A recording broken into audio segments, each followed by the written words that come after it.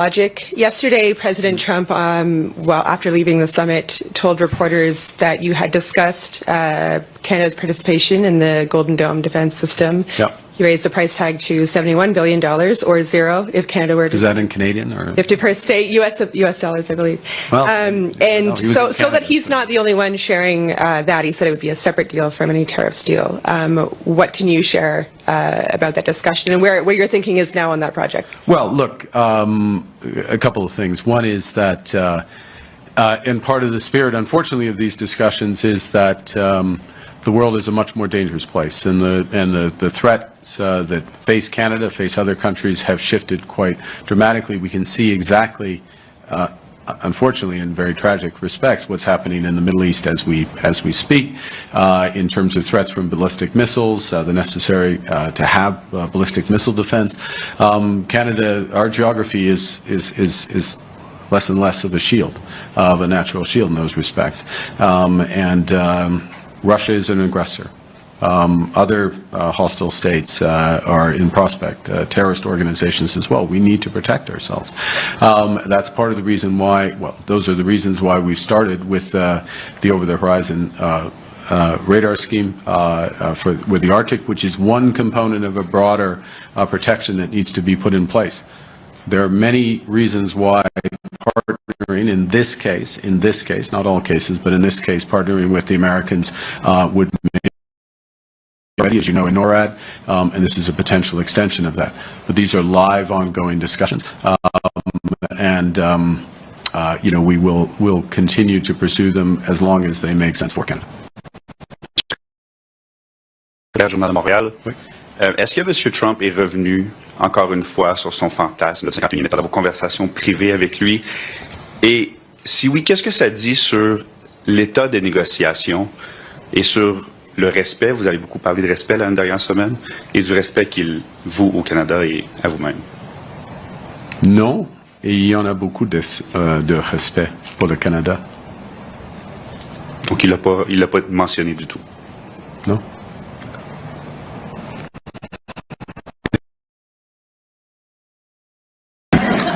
Okay. Hi, Prime Minister Brian Platt with Bloomberg. I wanted to ask about this 30-day window now that you set up with President Trump. Can you explain, was this your idea for a 30-day window, or are you trying to put a deadline in place?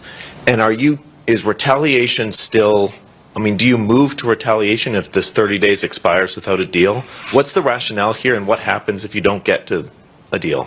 Well, look,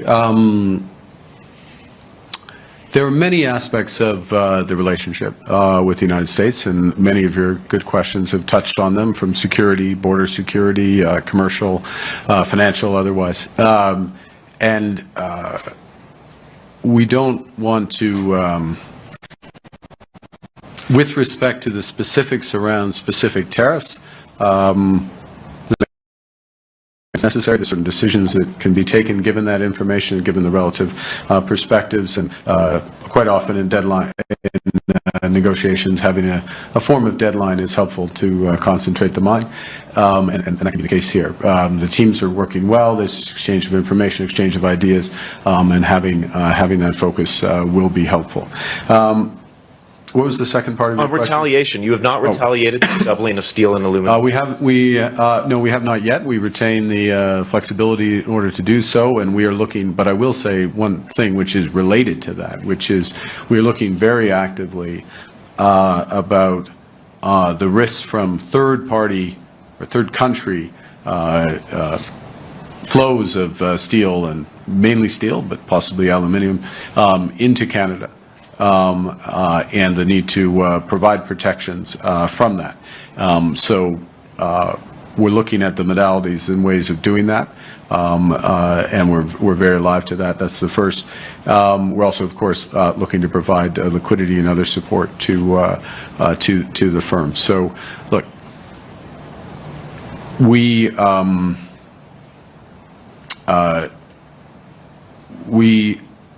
have consistently responded in the best interest of the Canadian industry and Canadian workers when there have been these illegal and unjustified tariffs put in place. We do so in a way tailored to each situation. We have multiple tools with which we can respond, and some of those, as this evolves, relate as much to other countries' potential dumping of steel, excess steel into Canada as it does the U.S. So we're looking to calibrate appropriately, but we'll do what's necessary, and in short term. And I wouldn't necessarily look to a 30-day window to in that response. Hi there, Mark Carney with the Globe and Mail. On the 30 days, are we expecting to see a full deal announced in 30 days, a blueprint of a deal? And has Donald Trump ever given you any indication that he is willing to remove all tariffs on Canadian goods, as the Canadian delegation and yourself have requested? Well, it's a negotiation, so that's our position. At present, the United States may have a slightly different position, but we'll pursue one that is in the best interests of certainly Canada and aligned with U.S. interests. Thanks. A blueprint versus a full deal? On verra. We'll see. Look, it's we have a full deal. It's called USMCA. Kuzma, here. Last question. Yeah. Good evening, Prime Minister. My name is Gaurav Sawant. I work for India Today in Delhi. Your meeting with Prime Minister Narendra Modi, how would you describe that? And what are concrete steps that you and the Prime Minister of India discussed to take this relationship forward, that it reaches its true potential, sir? Well, I think several things, if I may say. I would say the meeting, the fact of the meeting, let me say a few things. First, just in terms of Prime Minister Modi's attendance at the G7. Prime Minister Modi has attended every G7 since 2018. That is a reflection of the size of the Indian economy, the dynamism of the Indian economy, Indian technology, the leadership position India plays in a host of venues from G20 and beyond. So as chair of the G7, hosting the Prime Minister in that context is entirely natural, entirely consistent. I fully expect the Prime Minister of India will be in attendance at the G7 next year, for example, in France. First thing. Secondly, in terms of the bilateral relationship, which is your question, I think the meeting today was important, but I would describe it as foundational, as a necessary first step, an exchange of views, frank, open exchange of views around law enforcement, transnational repression as two examples, an agreement to provide the necessary foundations to begin to rebuild a relationship.